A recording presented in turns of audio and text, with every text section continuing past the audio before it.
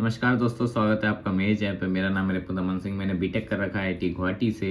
Video को शुरू करने से पहले जल्दी से आप टारगेट लिख दीजिए कमेंट सेक्शन में। और आज भी अपन डेली की तरह टेलीग्राम पे अपने पोल करने वाले हैं, तो देखिए भाई, अकाउंटेबिलिटी बनी रहनी चाहिए, तो ज़रूर से ज्वाइन कर लेना, जिससे आप इसमें डेली पार्टिसिपेट करते रहो और जिससे आप कंटिन्यूसली कंसिस्टेंसी के साथ पढ़ सको। ठीक है। और अभी एक चीज़ बताने वाला हूँ, मेरे को बहुत मैसेज आ रहे हैं, अंधाधुंध मैसेज आ रहे हैं कि भैया हमारी 94 परसेंटाइल है, मेंस में 93 है, 95 है, 96 है, क्या मेरा जेई एडवांस में हो सकता है? तो भाई पहले बात तो अपने आप को अंडर एस्टिमेट ही कर रहे हो। देखो, जेई मेंस का रिजल्ट कुछ भी हो, फर्क नहीं पड़ता, क्योंकि तो जेई जो मेंस है ना, वो स्पीड का खेल है। अब जो हो चुका है उसको साइड करो, और चीटिंग वीटिंग भी बहुत हुई है। ठीक है, तो चांसेस यही हैं कि जेई एडवांस में ऐसा नहीं होगा। ठीक है, और क्वेश्चन भी टफ आते हैं। ठीक है, तो अगर आपके कुछ भी परसेंटाइल आए ना, आपके पास इक्वली गुड चांसेस हैं जेई एडवांस को क्लियर करने के लिए, तो पैनिक की ज़रूरत नहीं है। जितना आप पैनिक करोगे उतना आपके मार्क्स कम होंगे, तो पैनिक मत करो। ठीक है, सबसे पहली बात तो मैं यही बोलूँगा। ठीक है, और अभी आज इस वीडियो में कुछ इंपॉर्टेंट चीज़ें मैं आपको बताना चाहूँगा कि भैया अब आपको नेक्स्ट 15 दिन के लिए अपने टारगेट वारगेट एक्चुअल में सेट कर लेने चाहिए। ठीक है, जिससे आपको ऐसा ना हो कि आप भटके। सुबह सुबह आपको उठने को, आपको जैसे आप उठो ना, आपके पास पता होना चाहिए कि आज मैं क्या पढ़ूंगा। ठीक है, रात में ही बना के सो अगले दिन का टारगेट। जैसे कि अपन ने टेलीग्राम चैनल पर, वो डिस्कशन चैनल पर मैं देखा था, कुछ लोगों ने अपना बना रखा है, वहीं पे डाल देते हैं कि ये मेरा टारगेट है, आज मैं ये करूँगा, फिर रात में कंफर्म करते हैं। तो मेरे हिसाब से this is a good practice. Accountability भी रहती है, और टारगेट बनाने से आपको पता रहता है क्या करना है, और आप ट्राई करते हो टारगेट को अचीव करो। इवन दो अगर कभी का ना हो पाए तो कोई बात नहीं, बट ठीक है। और पीवाईक्यू और टेस्ट पे तो फोकस देना ही है। ठीक है, मैं इस वीडियो में थोड़ी आपको इंपॉर्टेंट चीज़ें बताने वाला हूँ। जैसे कि मैंने कुछ गलतियाँ करी थी, जिससे मैं 10-20 मार्क्स का अंतर आ गया था। भाई 10-20 मार्क्स में ही 1000, 2000, 3000, 4000, अगर आप नीचे रैंक पे हैं तो 10-10 हज़ार रैंक में ऊपर नीचे हो जाता है, खेल हो जाता है। ठीक है, वरना I would have gotten around 2000 rank, क्योंकि मेरा एक्सपेक्टेड यही था। ठीक है, बट आई नहीं, वो बात अलग है, जब जो हुआ वो हुआ। ठीक है, तो मैं आपको बताऊंगा मैंने क्या गलतियां करी थी, जो आप बिल्कुल भी मत करिएगा। ठीक है, तो एक बार ज़रा सब्जेक्ट वाइज डिस्कस कर लेते हैं A to Z। ठीक है, तो पहले तो अपन ऑब्वियसली अपने फेवरेट सब्जेक्ट को उठाएंगे, फिजिक्स। अपना फेवरेट तो नहीं, मतलब नॉर्मल है, मिड सब्जेक्ट पे। ये मेरा सेकंड स्ट्रॉन्गेस्ट सब्जेक्ट था। ठीक है, 70+ I was able to score in JEE advance, क्योंकि ये मेरा सेवियर ही बन के आया था, क्योंकि अगर इसमें मार्क्स नहीं आते ना तो जेई एडवांस निकलता ही नहीं। ठीक है, अब मेरा रिसोर्सेज जैसा कि मैंने बताया था सिंपल ही था, पीवाईक्यू, कोचिंग मटेरियल और टेस्ट। इसके अलावा कोई भी थर्ड पार्टी बुक नहीं, कुछ नहीं, कुछ अपन को करना ही नहीं, क्योंकि टाइम है ही नहीं। ठीक है, लास्ट 15 डेज में मैंने सिर्फ, मैं आपको बता रहा हूँ मेरा फोकस किस पे था। देखो, लास्ट 15 डेज में लोग क्या करते हैं, बड़े चैप्टर उठा लेते हैं। मैंने उल्टा करा था बिल्कुल ही। मैंने फोकस करा मॉडर्न जैसे चैप्टर्स, वेव्स, एरर्स, इनको रिवीजन पे थोड़ा ज़्यादा डाला साइकिल में, क्योंकि मैकेनिक्स में ऐसा है ना कि यार मैकेनिक्स में क्या ही रिवाइज करोगे, वो इतना बड़ा चलता है, खिंच जाता है।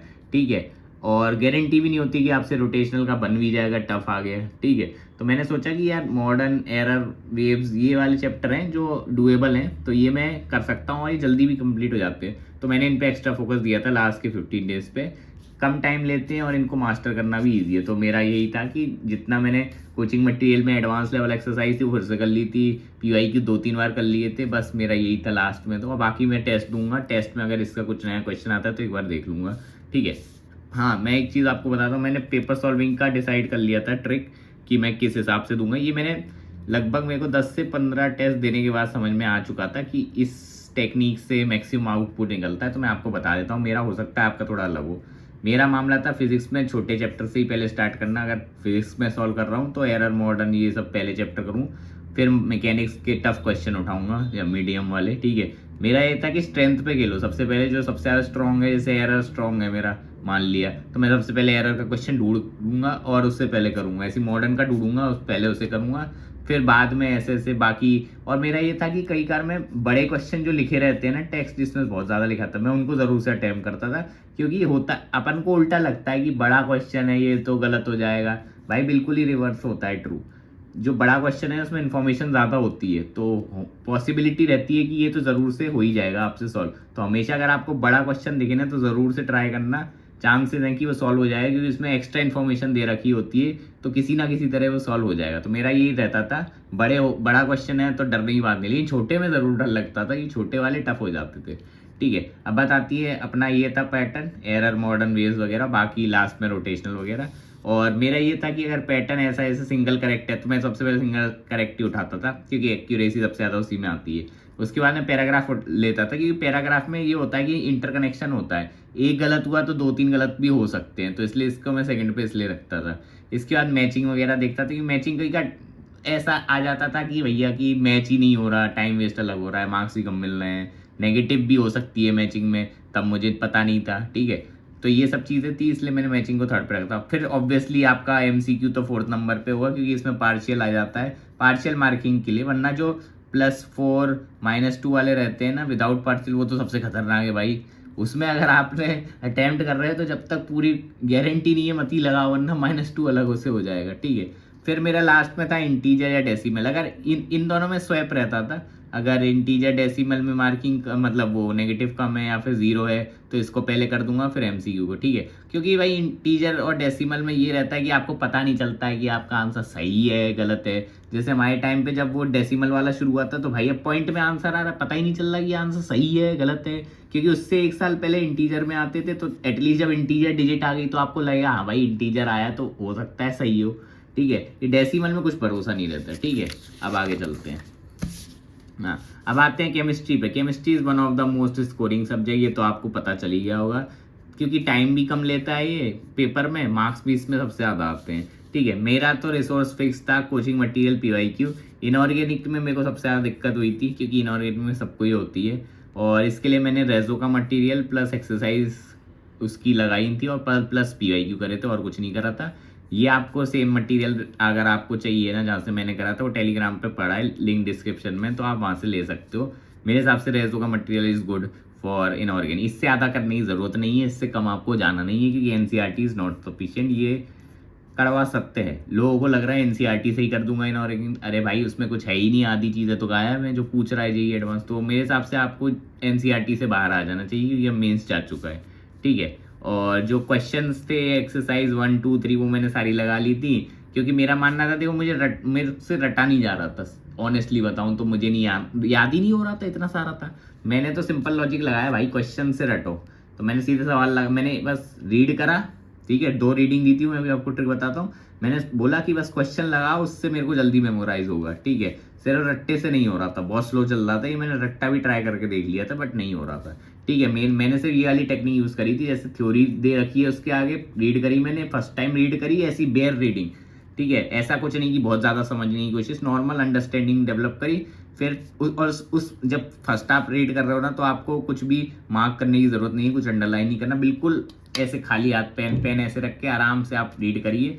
फिर जब आप दूसरी बार रीडिंग करोगे ना, सेकंड रीडिंग, उससे पहले आप एक बार PYQ पे जाइए, लिस्ट बना लो PYQ में कौन कौन से टॉपिक बहुत ज़्यादा हैं। जैसे बोरेक्स पे पूछा है, कोऑर्डिनेशन कंपाउंड में किसी एक पे पूछ रहा है कि इस टाइप का, उसका टॉपिक का लिस्ट बना लो, ठीक है। लिस्ट क्या, टॉपिक ध्यान रख लो, ठीक है। फिर जब सेकंड रीडिंग करो तो वो टॉपिक जैसी है उसमें अंडरलाइनिंग शुरू कर दो, आपको लगे कि हाँ यार ये आ सकता है, ये PYQ में आया है, वो चीज़ अंडरलाइन कर लो, ठीक है। बस ऐसे करना है। और जब सेकंड रीडिंग हो जाए, फिर एक बार थर्ड रीडिंग में आप थर्ड एक रफ रीड मान लो जल्दी जल्दी से, कि आपको थोड़ा मेमोराइज सा हो जाए। ज़रूरी नहीं है कि आपको पूरा रट जाएगा।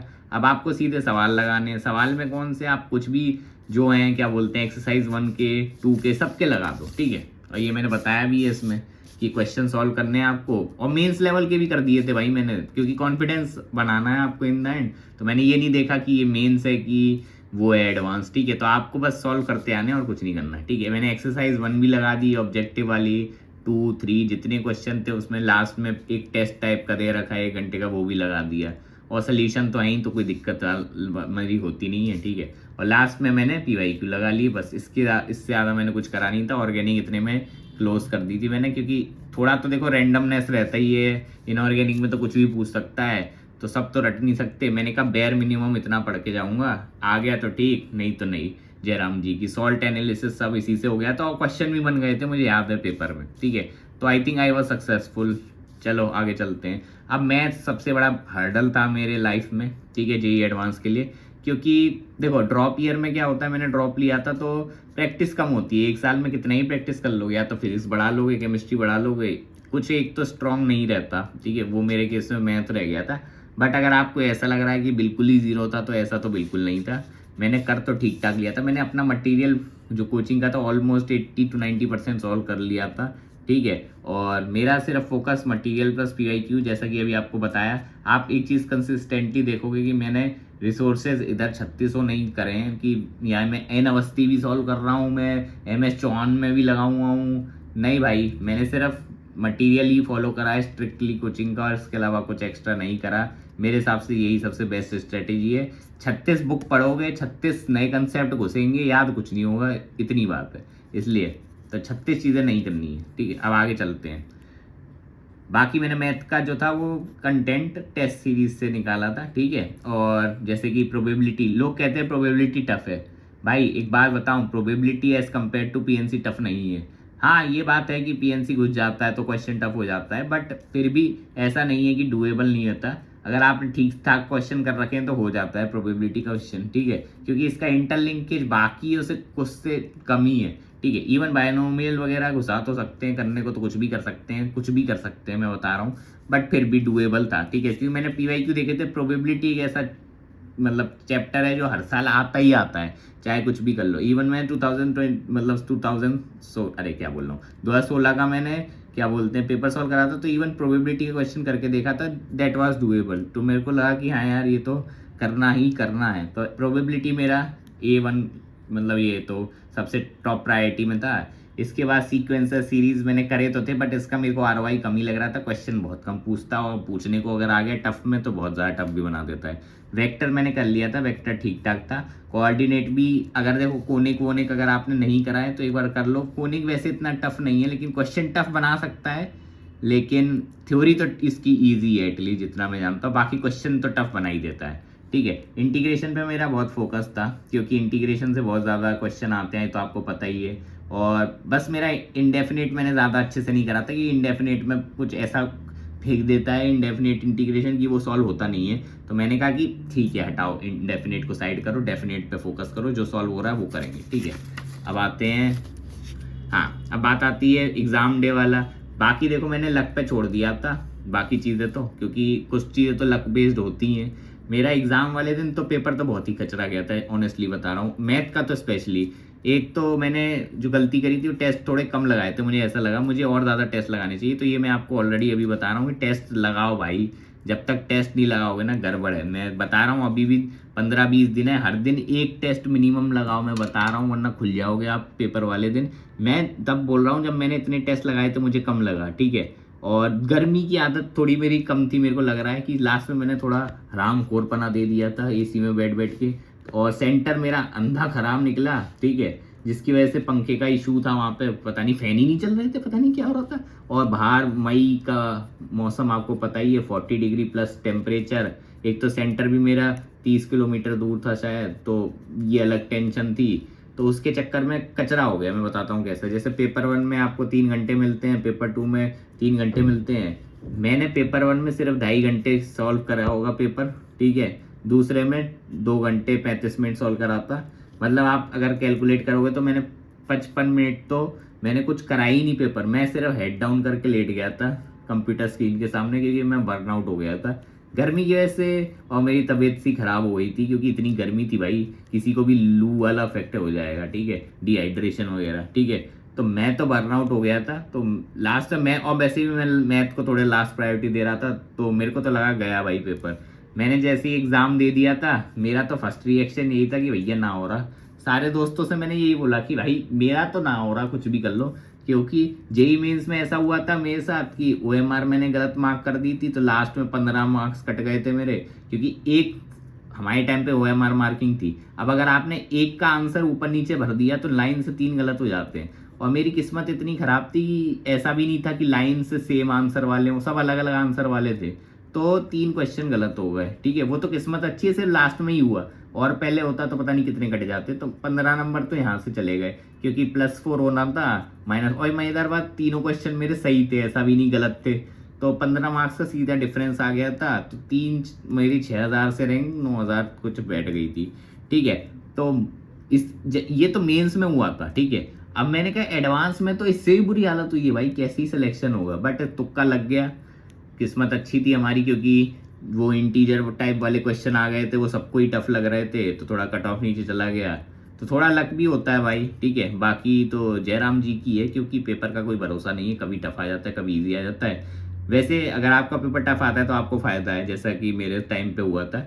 जैसे कि 2017 में मेरे लगभग, मैंने 2017 वाला अटैम्प्ट दिया था, वो सबसे ईजीएस्ट पेपर था। मेरे लगभग 110 थे, कितने थे, इसके अराउंड ही थे, 110 के अराउंड मार्क्स थे। और मेरा इतने मार्क्स पे ही चला है, मतलब कट ऑफ भी नहीं निकला भाई, तुम ये सोचो 128 कट ऑफ गया था भाई।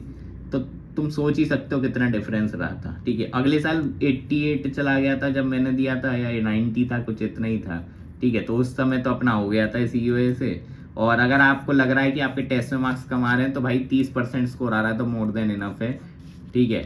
और क्योंकि पेपर में अगर आप लॉजिकली देखो भाई, 80 कट ऑफ जा रहा है 360 के पेपर में, ठीक है, या 90 मान लो, तो कितने परसेंट हुआ है बताओ, 25% कट ऑफ जा रहा है, ठीक है। उसमें अगर आप थोड़े से नंबर ज़्यादा ले आओगे, और टेस्ट पेपर तो ये टफ ही बनाते हैं वो लोग, क्या बोलते हैं कोचिंग वाले, अंधा कैलकुलेशन डाल देते हैं, ठीक है। तो बस अगर आपने उस दिन, अगर आपने अपने को थोड़ा कूल माइंडेड रख लिया, तो ये जो 30% है ना, ये आपका 35-40% ही पहुंच सकता है। पेपर वाले दिन आपकी 5,000 रैंक आ जाएगी। और अगर 30% भी बैठता है तो भी आप एटलीस्ट 10,000 के अंदर तो ले आओगे, कुछ ना कुछ तो मिल ही जाएगा, तो टेंशन वाली बात नहीं है, ठीक है। तो टेंशन मत लो, हो जाएगा। बाकी चिल करो यार, थोड़ा रिलैक्स भी करो, क्योंकि मैंने लास्ट 7 दिन तो पढ़ाई भी नहीं करी थी, बस रिलैक्स करा था, क्योंकि प्रेशर को कम फील हो, ठीक है। लेकिन आप पढ़ाई कर लेना, टेस्ट दे लेना, जो मैंने मिस कर दिया, ठीक है, ये मेरी गलती थी, तो मैंने आपको ऑलरेडी बता दिया। चलो मिलते हैं आपको नेक्स्ट वीडियो में, बाय।